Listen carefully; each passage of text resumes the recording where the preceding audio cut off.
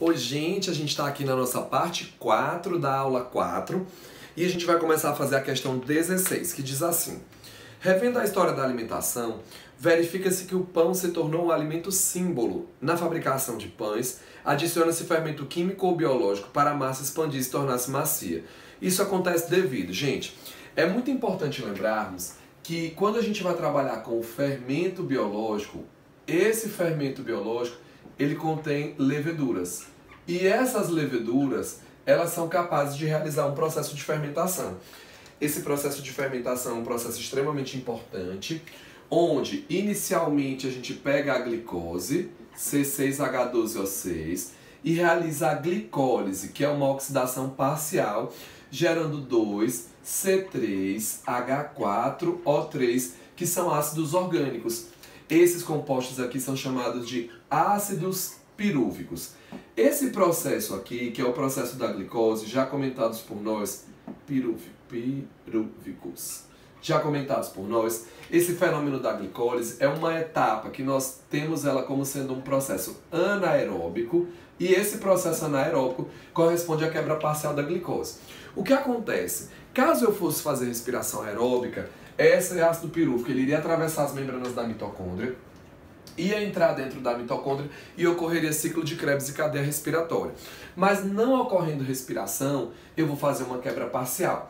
Eu vou pegar essa glicose, vou converter em ácidos pirúvicos e, por último, eu faço aqui uma conversão desses ácidos pirúvicos em 2 etanóis, que são álcoois, e vamos liberar também 2 dióxidos de carbono. Quando o produto é o álcool, a gente chama de fermentação alcoólica. Quando o produto é, por exemplo, ácido lático, a gente chama de fermentação lática. E quando o produto é ácido acético, a gente chama de fermentação acética. O que vai acontecer? Esse etanol, ele tem emprego na indústria e esse dióxido de carbono também. Todas as vezes que eu gero álcool, eu não estou fazendo qualquer fermentação. Nesse procedimento aqui, nós estamos diante de uma fermentação que é caracterizada como fermentação alcoólica. O que faz uma levedura fazer fermentação alcoólica e uma célula muscular minha fazer fermentação lática? As enzimas que elas apresentam. Aqui eu tenho enzimas que conseguem converter isso aqui em etanol. No meu corpo eu tenho enzimas que vão converter o ácido pirúvico em ácido lático. Já comentamos a diferenciação entre algumas dessas fermentações. Mas é muito importante vocês lembrarem o emprego industrial disso aqui. Quando eu tenho interesse no álcool, eu estou de olho na produção de bebidas alcoólicas e eu estou de olho em biocombustíveis. Em biocombustíveis muito cobrados na prova do Enem. Eu vou estar de olho nas bebidas e eu vou estar de olho nos biocombustíveis. Por outro lado, existe sim interesse industrial em relação ao dióxido de carbono. O dióxido de carbono é o que faz as massas crescerem. É o que faz, por exemplo, a massa do pão crescer. Então, quando eu faço um processo de fermentação alcoólica, eu vou ter a glicólise. A glicólise é o início desse processo e é um processo por completo anaeróbico.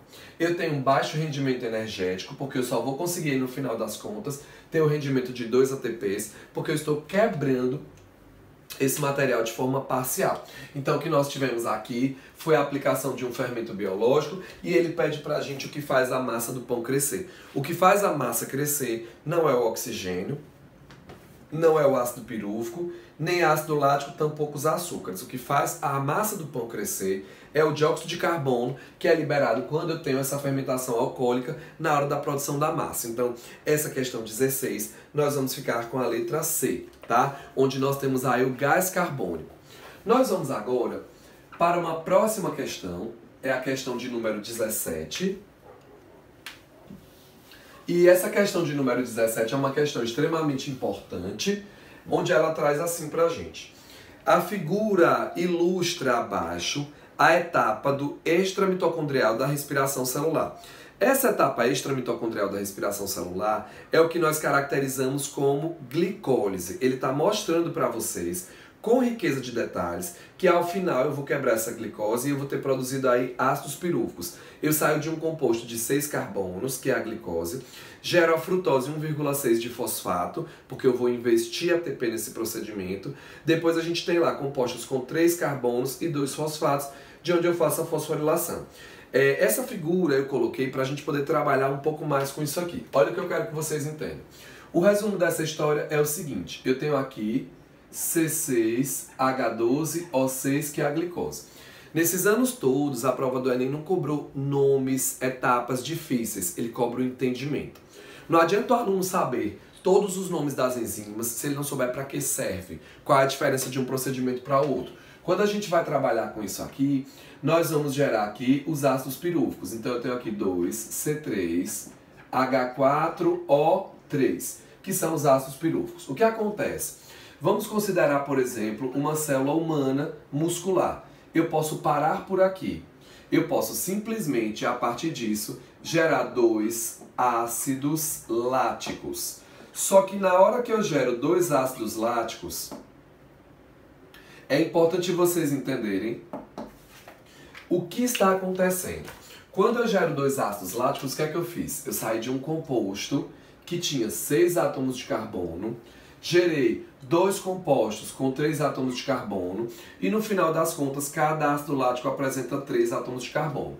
Como nós já conversamos sobre a glicólise, nós já sabemos que na glicólise, qual foi o procedimento? Nós tivemos aqui um saldo de 2 ATPs. Quando eu falo sobre glicólise, nós tivemos um saldo de 2 ATPs. Então vejam só, se eu paro por aqui, a única coisa que eu vou ter aqui é esse saldo de 2 ATPs, ou seja, um rendimento energético baixo. Quando é que as minhas células musculares fazem isso? As nossas células musculares estriadas esqueléticas, elas são anaeróbicas facultativas. Como elas são anaeróbicas facultativas, o que acontece? Se tem oxigênio, ela faz respiração aeróbica, se não tem, ela faz fermentação lática. A característica de uma fermentação lática é que essa fermentação tem um processo de rendimento baixo. Então, só vão sobrar esses 2 ATPs. É óbvio que esse composto ele não é desperdiçado. No corpo da gente, o ácido lático ele volta para o fígado, depois ele é convertido novamente em glicose, num fenômeno lá no fígado. Agora, o que acontece aqui é o seguinte: os hidrogênios que eu fui retirando, porque eu não sei se vocês lembram, na hora que a gente faz a glicólise, a gente também tinha a liberação de hidrogênios e elétrons. E quem estava recolhendo esses hidrogênios e esses elétrons eram, os 2 NAD que estavam oxidados e viraram NADHH+. O que eu quero que vocês entendam? Isso aqui, nessa situação, volta para cá. Então, o que foi que eu fiz? Eu tinha aqui os 2 NAD HH+, que estão reduzidos, né? E ele volta a ser, gente, a forma oxidada. O que eu quero que vocês entendam?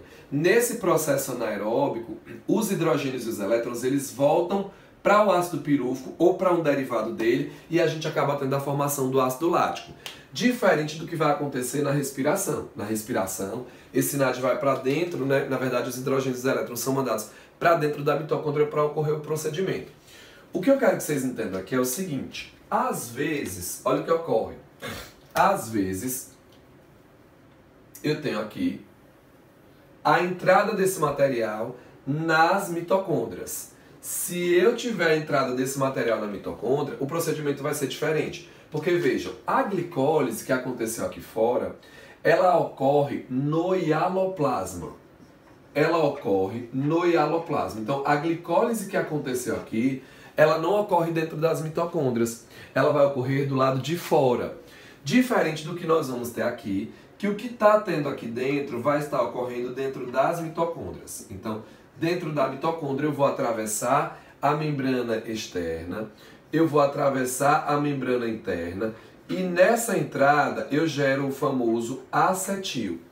Nesse procedimento, o que é que acontece? A gente começa a liberar várias moléculas. Dentre elas eu começo a liberar aqui o dióxido de carbono.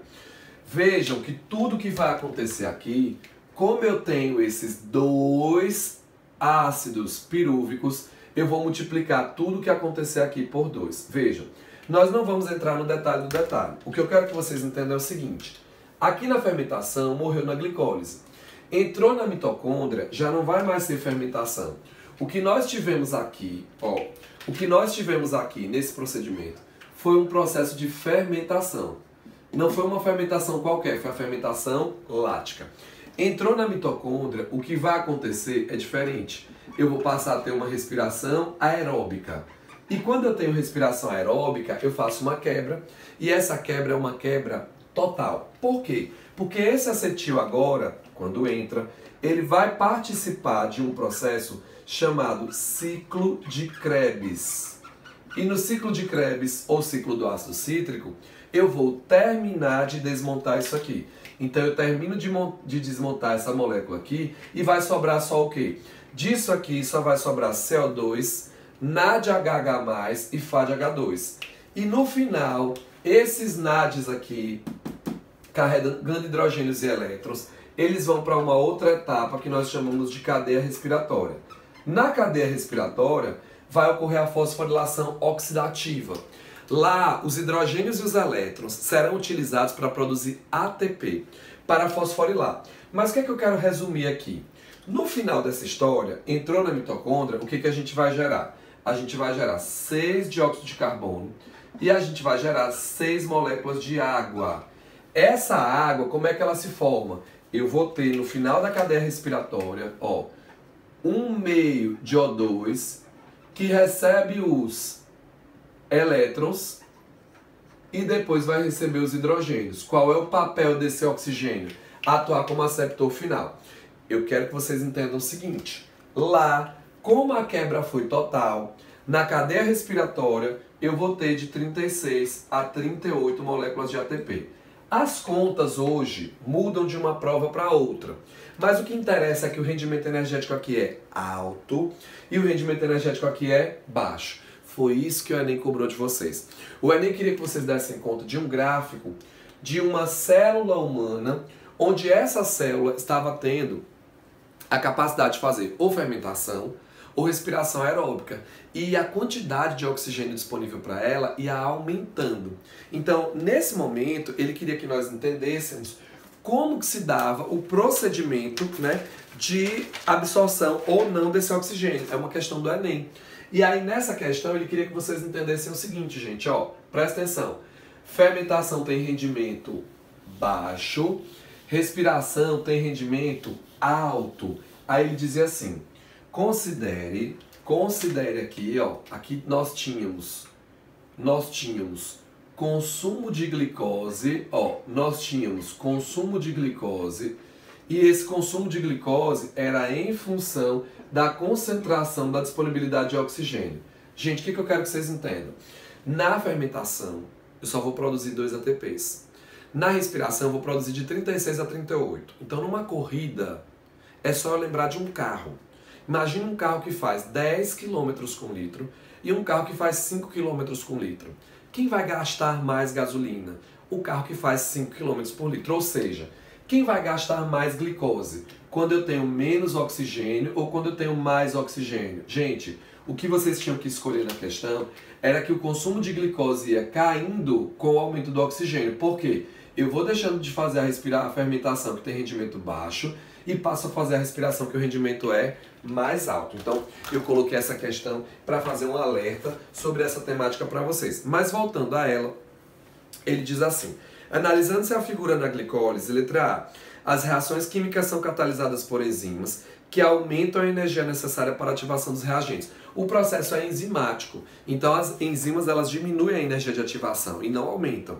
Letra B. Ligações fosfato de alta energia são quebradas para a geração de moléculas de ATP e realização de trabalho celular. Vejam, o ATP ele tem 3 fosfatos. Então, na hora que eu estou recarregando o ATP, essas ligações entre os fosfatos, que são ligações de alta energia, elas estão se formando. Se elas estivessem se quebrando, ao invés de ATP, eu viraria ADP. O objetivo disso aí, gente, é pegar o ADP que está descarregado, passar para ele um fosfato que está sob a forma inorgânica, para carregar essa molécula novamente como uma molécula de ATP. Então a letra B está errada. Na letra C nós temos a adição de fosfato inorgânico, a molécula de glicose gera frutose 1,6 de fosfato, com gasto energético para a célula. Veja, a gente está adicionando isso aí, mas no final a gente vai ter a produção de energia. Letra D. As moléculas de NADH transportam elétrons e íons de hidrogênio e são reoxidadas na cadeia respiratória para a síntese de ATP. É isso que vai acontecer na porção posterior. O que aconteceu? Eu era NAD, que é um transportador de elétrons e hidrogênios. Eu virei NAD HH+, para isso eu recebi o quê? 2 elétrons e recebi 2 hidrogênios. Como eu recebi os elétrons, eu estou sofrendo uma redução. E lá na cadeia respiratória, eu vou liberar esses hidrogênios e esses elétrons para que ocorra a síntese de ATP. Eu vou sofrer uma reoxidação. Claro que eu coloquei essa questão para a gente poder comentar um pouco mais outras coisas com um nível um pouco maior. É bom dar uma olhada em fosforilação oxidativa que acontece tanto na cadeia respiratória, na hora de produzir o ATP, como também na fotofosforilação, na hora de também produzir o ATP. A letra E diz que uma molécula de glicose é quebrada em ácido pirúvico, que é convertido em produtos finais de alta energia, tais como o etanol. Gente, uma molécula de glicose, ela foi quebrada aí apenas em ácido pirúvico e não foi convertida em um produto de alta energia tal como o etanol nesse procedimento aí da imagem, tá? Então a gente precisa ficar com a letra D de dado, que foi a opção melhor. Lembrando, coloquei essa questão que foge um pouco do padrão, que as alternativas não estão com paralelismo, só para a gente poder discutir um pouquinho mais aprofundado essas situações relativas ao metabolismo energético. Nós vamos agora para a questão 18, e essa questão 18 é uma questão extremamente simples, mas é a análise de imagens que a prova do Enem gosta de cobrar de vocês. A questão 18, ela traz para a gente que num experimento para analisar a ação do cianeto no metabolismo energético celular foram obtidos os seguintes resultados. Se você analisar a figura, você vai perceber que o consumo de oxigênio diminuiu, o consumo de ATP também diminuiu, mas o substrato continua sendo quebrado, né? Quer dizer, na ausência de cianeto, o substrato ele está diminuindo aí, mas a gente vai entender isso aqui agora para vocês. O que eu quero que vocês entendam? O cara que já estudou muito, ele vai lembrar que o cianeto e o arsênio, eles são bloqueadores metabólicos. O que eles fazem? Eles vão ligar-se aos citocromos, que são proteínas transportadoras de elétrons na cadeia respiratória. Se o elétron é bloqueado, eu não tenho como dar conta de fazer a produção de ATP.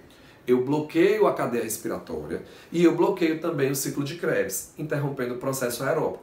Aí você vai dizer, por que o oxigênio está sendo consumido menos? Porque o oxigênio ele atua no final da cadeia respiratória. Se eu estou bloqueando a cadeia respiratória, o consumo de O2 vai diminuir. Mas por que eu continuo ainda produzindo um pouco de ATP? Por que não zera? Porque lembre-se que uma parte do ATP vai ser produzido de forma anaeróbica. Gente, baseado nos dados, a presença do cianeto, ele diminuiu a quebra do ATP? Gente, eu não posso falar em quebra de ATP, porque a quebra do ATP vai depender das outras atividades. Agora, ele diminuiu a síntese de ATP, tá? Eu estou começando pela letra B porque a letra A vai ser a nossa resposta. Inibiu a fosforilação. Como é que eu sei que ele inibiu a fosforilação? Eu tinha uma produção de ATP muito maior e na presença do cianeto essa produção de ATP ela caiu. Por quê? Porque ele é um bloqueador metabólico. Intensificou a fermentação? Não, eu não tenho informações na célula para saber isso, né? O que acontece é que ele bloqueou a fase aeróbica. Aumentou o consumo de glicose? Não necessariamente, né? Pelos dados da questão, eu não posso ter essa análise. Estabilizou a taxa de oxigênio no meio. Estabilizou a taxa de oxigênio no meio. Gente, ele não vai estabilizar a taxa de oxigênio porque a taxa de oxigênio está... ela vai estar diminuindo. A letra D, aumentou o consumo de glicose. Se a gente for analisar, o substrato é a glicose. Realmente, ele aumentou. Mas aí eu queria que vocês corrigissem, porque o correto seria diminuiu o consumo de glicose aí na letra D. Saiu com um errinho por isso, porque senão vai ficar a letra D como correta, né? Ele não aumentou, ele diminuiu o consumo de glicose. Ele não diminuiu, ele aumentou. Então ficaria a letra D também correta. Para deixar ela certinha, sem dúvida vocês colocam diminuiu. Veja, o substrato é a glicose. O que aconteceu? Como o rendimento energético aqui no começo ele é maior porque eu estou fazendo respiração, eu tenho uma quantidade grande de substrato. É o raciocínio da questão que nós falamos anteriormente. Agora o meu substrato está o quê? Diminuindo, porque como o rendimento é baixo, eu preciso gastar mais glicose para produzir a mesma quantidade de ATP, uma vez que agora só vai ter glicólise, só vai ter fermentação. Então na questão 18 nós vamos ficar aí com a letra A e vocês façam por gentileza a correção do item que eu estou pedindo para vocês. Bom, agora nós vamos para a questão aqui, é bom, porque a gente vai apagando, se você quiser você volta, você dá pausa, você faz o que você quiser aí, tá? E é isso, vamos arregaçar nessa prova do Enem. A 19 diz, uma das vantagens apontadas no uso de biocombustíveis é o fato de a fotossíntese realizada na produção da biomassa ser uma compensação nas emissões de dióxido de carbono de gás de efeito estufa. Gente, quando é que ocorre essa compensação? Essa compensação, ela vai acontecer na fase escura, tá? E aí o que acontece? Na fase escura da fotossíntese, a gente tem aqui fotossíntese. E quando a gente trabalha com fotossíntese, o que vai acontecer? Eu pego o CO2, eu pego a água e eu vou produzir a glicose, C6H12O6, mais O2. Já comentamos um pouco sobre ela. Mas eu tenho duas fases. A gente tem uma fase clara e a gente tem uma outra fase chamada de fase escura. Tem que ficar claro para vocês o seguinte, o que ocorre na fase clara? Na fase clara ocorre fotólise da água. O que eu quero destacar? Na fotólise da água, dentre outras coisas, eu libero o O2, que é resíduo, não vai mais ser aproveitado. E nós temos a fotofosforilação cíclica e acíclica. Qual é o objetivo delas? Produzir o ATP. Esse ATP será utilizado na fase escura. Na fotólise da água, a gente também libera elétrons para a clorofila, que o papel da água é doador de elétrons, e hidrogênios, que serão capturados agora pelo NADP, que é um transportador de hidrogênios e elétrons. Na fase escura, ocorre um tal de ciclo de Calvin-Benson. O ciclo de Calvin-Benson, ou o ciclo das pentoses. Ou ciclo das pentoses. E aí o que vai acontecer? É nesse ciclo das pentoses que eu pego o CO2 e produzo glicose, que é a biomassa que será utilizada nos biocombustíveis.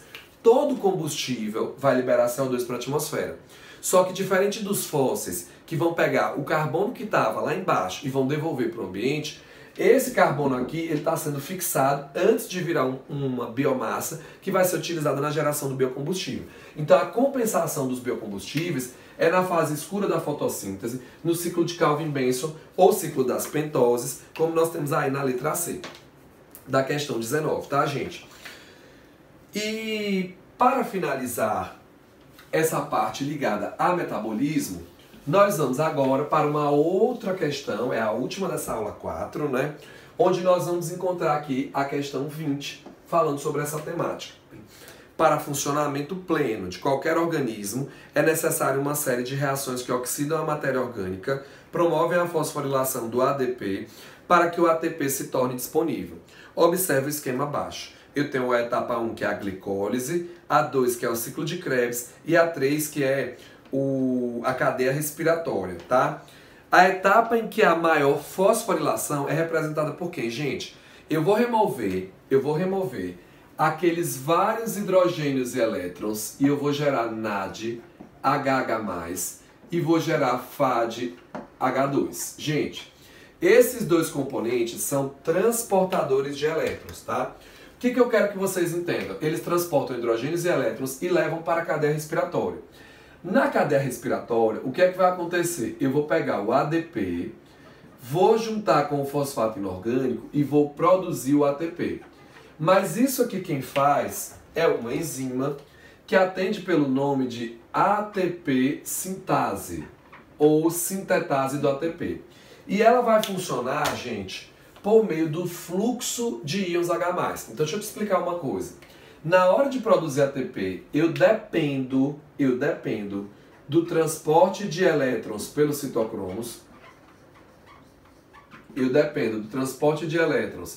pelos citocromos. Acoplado à quimioosmose de íons H+. Essa quimioosmose de íons H+, é o transporte de hidrogênios que vai ocorrer pela ATP sintase. Aí esses dois eventos combinados é que fazem lá na cadeia respiratória com que eu produza a maior parte do ATP. Por esse motivo, a questão 20 vai ficar a letra D de dado. Repetindo, Metabolismo energético é um assunto que muita gente tem aversão, porque tem muitos detalhes, mas o Enem ele cobra a aplicação e o entendimento do processo como um todo, por meio de gráficos ou aplicação na indústria, na produção de alimentos.